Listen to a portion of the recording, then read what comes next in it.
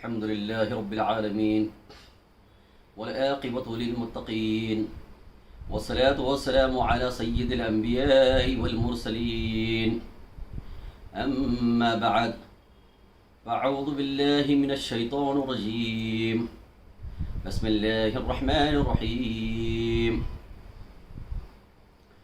قال الله تعالى في القرآن المجيد والفرقان الحميد ألم تر كيف ضرب الله مثلا كلمات طيبات كشجرات طيبات أصلها ثابت وفرعها في السماء تؤتي أكلها كل حين بإذن ربها ويضرب الله أمثالا للناس لعلهم يتذكرون. السلام علیکم ورحمۃ اللہ وبرکاتہ. ابھی جس آیت مبارکہ کی تلاوت کا میں نے شرف حاصل کیا،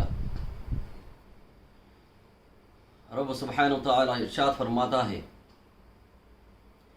کہ کیا تم نے نہ دیکھا کہ اللہ نے کیسی مثال بیان فرمائی کلمہ طیب کی کہ ایک پاکیزہ درخت جس کی جڑ قائم ہے یعنی تحت الثرى میں، اور جس کی شاخیں آسمانوں میں، ہر وقت اپنا پھل دیتا ہے اپنے رب کے حکم سے. سبحان اللہ. اس آیت مبارکہ کی شان میں حضرت پیر عادل بیجاپوری رحمۃ اللہ تعالی علیہ اپنے اشعار تحریر فرماتے ہیں: ہر سانس کے آنے جانے میں کلمے کے سوا پیغام نہیں، دربار الہی میں ایسا بڑھ چڑھ کر کوئی انعام نہیں. دم سے نہ جدا دم بھر کے لیے ہے چشمہ عبادت کا جاری، باطن کا گواہ اللہ غنی، کیا ہر سانس میں تیرا نام نہیں. سبحان اللہ سبحان اللہ سبحان اللہ.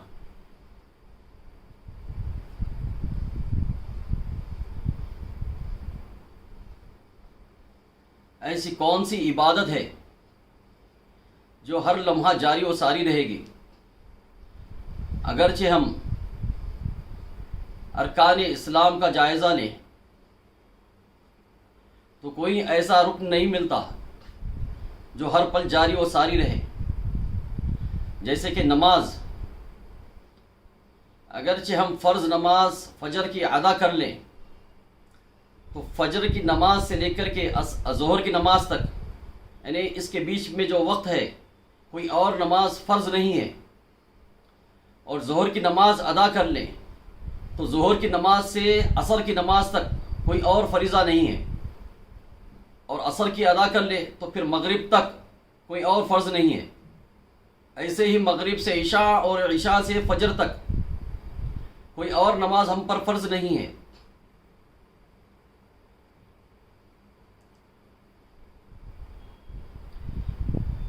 تو نمازوں کا تسلسل جاری نہیں ہے، یعنی ہر وقت نماز پڑھتے رہنے کا نہیں ہے، ہر وقت نماز ہم پر فرض نہیں ہے.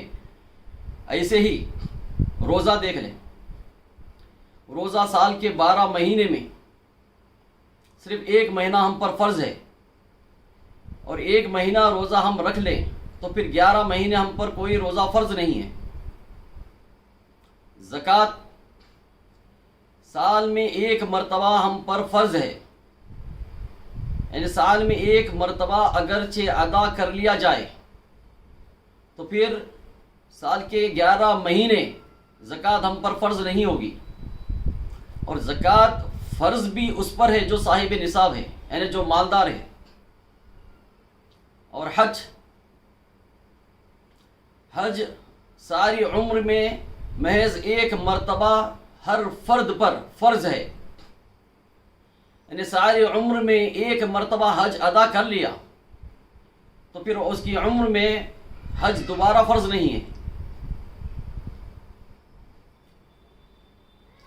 تو ایسی کون سا فرض ہے جو فرض دائمی ہے، یعنی جو ہر پل جاری و ساری رہے گا؟ تو وہ ہے کلمہ طیبہ لا الہ الا اللہ محمد رسول اللہ صلی اللہ علیہ وسلم.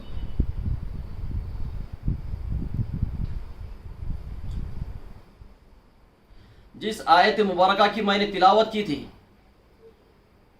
अल्लाह तबारक व तआला उसमें इरशाद फरमाता है, यानी कलमा तैयब के मुतालिक कि एक ऐसी पाकिज़ा मिसाल दरख्त की कि जिसकी जड़ तहसील सिरा में मौजूद है और जिसकी शाखें आसमानों में हर वक्त अपना फल देता है अपने रब के हुक्म से। रब का हुक्म यानी अम्र रब्बी। तो रूह क्या है? रूह अम्र रब्बी है, यानी अगरचे हम रूह में कलमा बसा लें, कलमे को जारी व सारी कर लें, तो ये हर लम्हा जारी व सारी रहेगी और हर लम्हा अपना फल भी देगी। तो फल क्या है? जैसे हम एक मर्तबा कलमा तैयब पढ़ लेते हैं तो फ़ौरन हमारे दर्जात में बुलंदी हो जाती है और फ़ौरन फरिश्तों में हमारी मोहब्बत दाखिल कर दी जाती है। ये फल है। फल को हम कई मायनों में इस्तेमाल करते हैं, जैसे सब्र का फल मीठा होता है, यानी कोई नया काम अंजाम देना हो तो ये कहते हैं कि इसका फल अच्छा ही होगा, यानी ये एक तमसीली चीज़ है, इसको मिसालों में हम बयान करते हैं। तो यहाँ फल से मुराद क्या होगा? फल से मुराद हर वक्त हर लम्हा हमारे दर्जात में बुलंदी होती रही। हज़रत सुल्तान बाहू रहमतुल्लाहि ताला अलैह अपनी किताब में तहरीर फरमाते हैं कि जब बंदा अपने सिद्क़े दिल से एक मर्तबा कलमा तैयब पढ़ लेता है तो उसके मुंह से एक परिंदा निकलता है जिसके 1000 मुंह होते हैं और हर मुंह में एक ज़ुबान, यानी 1000 ज़ुबानें और उसके 1000 पर भी होते हैं। वो उस बंदे खुदा के मुंह से निकलता है और जन्नत में एक हौज़ में गौताज़न होता है। गौताज़न होकर जब वो पानी से बाहर निकलता है, हौज़ से बाहर निकलता है, तो अपने पर झटकता है और वो 1000 पर से जितनी पानी की बूंदें नीचे गिरेगी, हर बूंद से एक फरिश्ता नमूदार होता है जो उस कलमा गो के लिए, जिसने कलमा पढ़ा है, उसके लिए दुआएं मग़फ़िरत करते रहेगा। और वो परिंदा वहाँ से उड़कर अर्श के कंगूरों पर जाकर बैठ जाता है और कंगूरों को हिलाना शुरू करता है। तो रब फरमाता है कि क्या चाहिए? तो वो परिंदा कहता है, ऐ रब, मैं उस कलमा पढ़ने वाले के दुआएं मग़फ़िरत करता हूँ, तो उसको बख्श दे, उसकी मग़फ़िरत फरमा दे। तो रब फरमाता है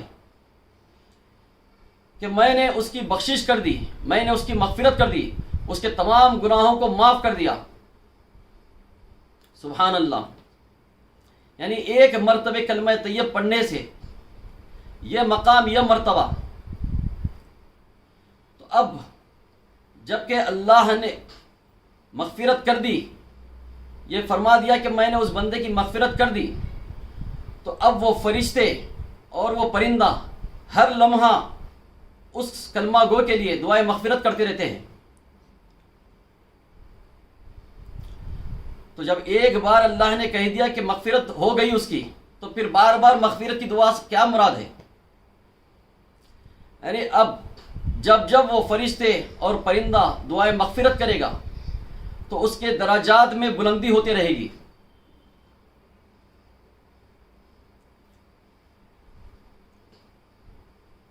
सुभान अल्लाह। तो दराजात में बुलंदी क्या है? जैसे हम कहते हैं कि बीमारी क्या है, तो बीमारी बीमार के गुनाहों का कफ़ारा है, बीमार के गुनाहों को मिटा देती है, धो देती है। और अगरचे ये बीमारी, कोई बीमारी انبیاء علیہ السلام کو، اولیاء کرام کو ہو جائے تو ان کے درجات میں بلندی کا سبب بنتی ہے.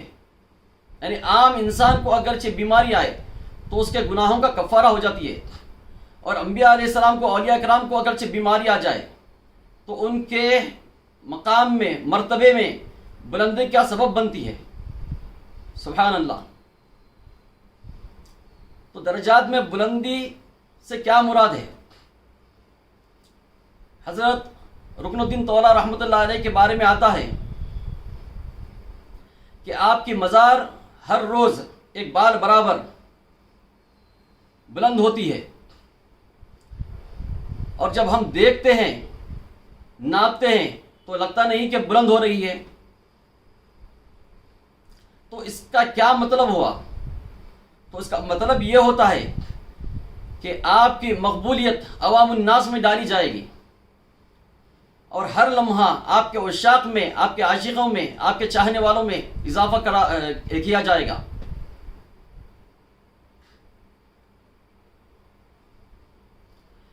اب آئیے ہم پھر پیر عادل بیجاپوری رحمۃ اللہ علیہ کے اشعار کی طرف آتے ہیں کہ دم سے نہ جدا دم بھر کے لیے ہے چشمہ عبادت کا جاری، باطن کا گواہ اللہ غنی، کیا ہر سانس میں تیرا نام نہیں. تو ایسی کون سی عبادت ہے جو ہر لمحہ ہم جاری و ساری رکھ سکتے ہیں اور جس کا پھل ہمیں ہر لمحہ ملتا رہے؟ تو یہ اولیاء اللہ کا، بزرگان دین کا ہم پر فضل و کرم ہے کہ انہوں نے اپنے مریدین کے قلوب کو کلمے کے ذکر سے جاری و ساری کر دیا ہے. مریدین کی روح کو شاد و آباد کر دیا ہے، یعنی کلمے کے نور سے منور کر دیا ہے،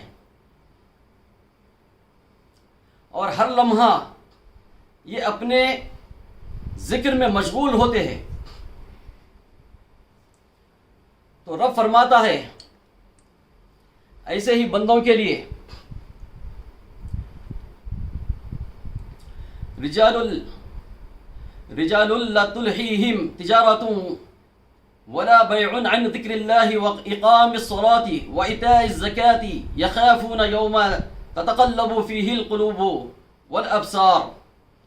ایسے لوگ جنہیں تجارت، خرید و فروخت اللہ کے ذکر سے اور نماز قائم کرنے سے، زکوٰۃ ادا کرنے سے غافل نہیں کرتی.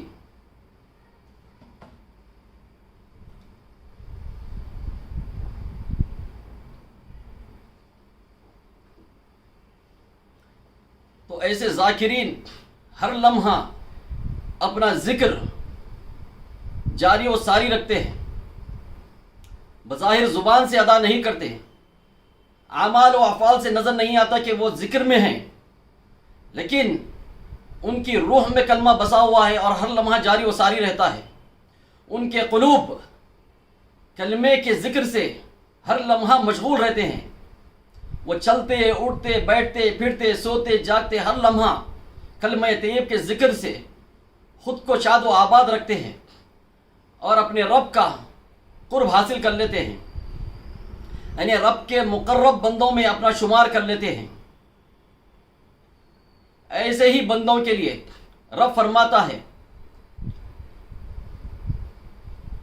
کہ جب بندہ میرے ذکر سے، میری یاد میں فنا ہو جاتا ہے تو میں اس کا ہاتھ بن جاتا ہوں، اس کا پیر بن جاتا ہوں، اس کی آنکھ بن جاتا ہوں، اس کا کان بن جاتا ہوں، اس کی زبان بن جاتا ہوں. وہ نہیں بولتا میں بولتا ہوں، وہ نہیں دیکھتا میں دیکھتا ہوں، وہ نہیں سنتا میں سنتا ہوں، وہ نہیں چلتا میں چلتا ہوں، وہ نہیں پکڑتا میں پکڑتا ہوں. یعنی بندہ فنا ہو جاتا ہے اور رب باقی ہو جاتا ہے. سبحان اللہ، کیا مقام ہے ذکر کا، یعنی کلمہ طیب کے ذکر کا یہ مقام ہے، یہ مرتبہ ہے. تو اس کلمہ طیب کو، یعنی یہ فریضہ جو ہم پر عائد کیا گیا ہے، اس کو کیسے جاری و ساری کرنا ہے، یہ اپنے پیر کامل سے سیکھیں. پیر کامل کی خدمت انجام دیں، ان کی بارگاہوں میں جائیں، حاضری دیں اور ان سے اس کلمہ جاری و ساری کرنے کا راز پائیں اور اپنے قلوب کو اس کلمہ طیب کے ذکر سے جاری و ساری کریں، تو میں رب ذوالجلال کی بارگاہ میں دست دراز ہو کر دعا کرتا ہوں کہ رب قدیر جو بھی یہ نعمت پا چکے ہیں ان کو یہ ذکر جاری و ساری رکھنے کی توفیق رفیق عطا فرما، اور جو یہ نعمت سے محروم ہیں مولا ان کو اس نعمت سے سرفراز فرما، ان کے دلوں میں یہ شوق یہ ذوق ڈال دے کہ وہ یہ نعمت پائے اور تیرے مقرب بندوں میں اپنا شمار کرے۔ آمین بفضل سبحان ربک العزت عما یصفون وسلام علی المرسلین والحمد للہ رب العالمین۔ حق لا الہ الا اللہ محمد رسول اللہ صلی اللہ علیہ وسلم۔